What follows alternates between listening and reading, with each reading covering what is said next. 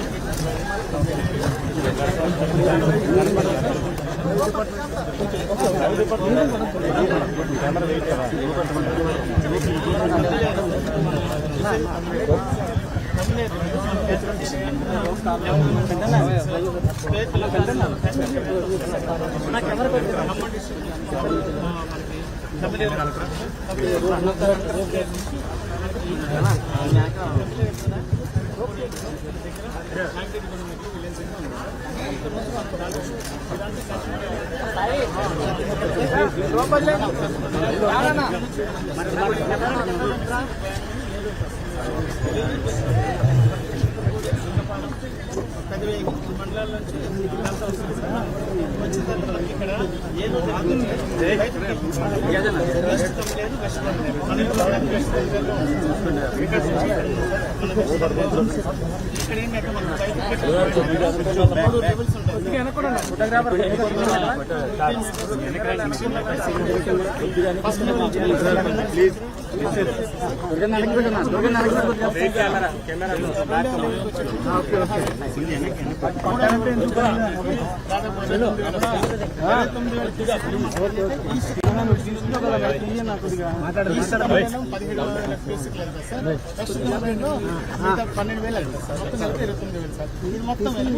కొల్లేరు నుంచి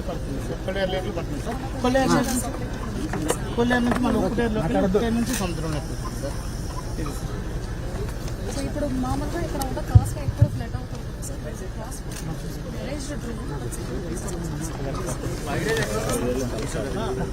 వే తమిళ బేకపల్లి ట్యాంకు ప్రతిసారి ఎవ్రీ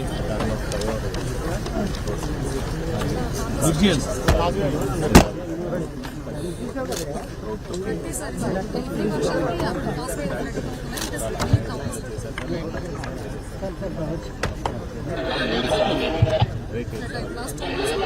జనం రావడానికి వెళ్తానికి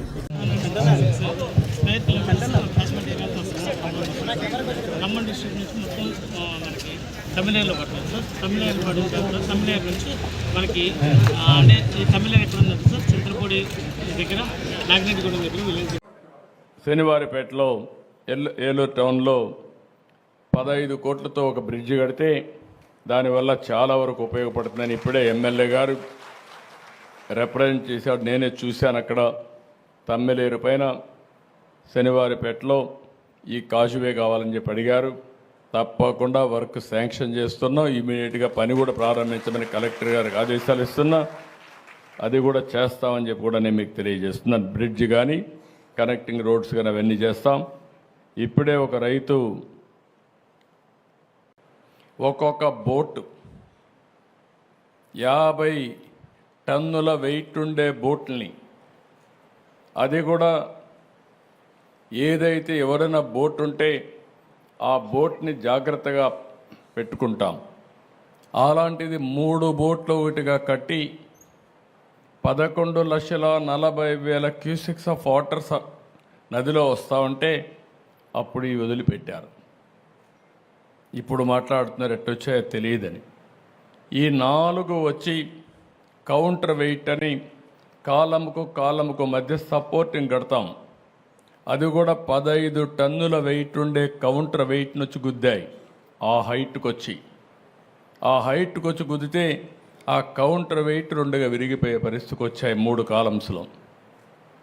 అంటే మీరు ఊహించుకోవాలి.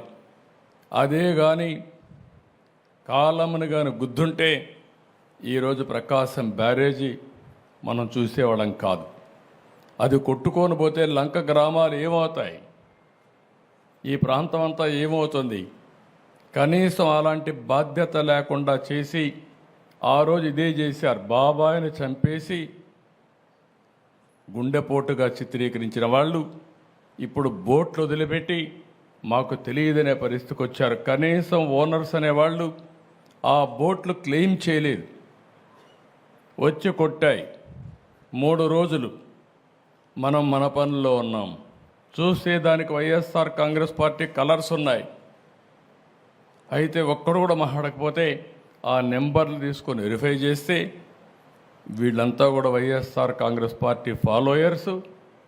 అదే మరిగా ఇదే బోట్లు ఈ దొంగ ఇసుక వ్యాపారాన్ని చేయడానికి వినియోగించిన బోట్లు ఇవన్నీ. అంటే మనం గుర్తుపెట్టుకోవాలి, నేరాలు ఘోరాలు చేసే దుర్మార్గులు ప్రజా జీవితంలో ఉండి ప్రజల జీవితాలను అతలాకుతలం చేసే పరిస్థితికి వస్తున్నారు.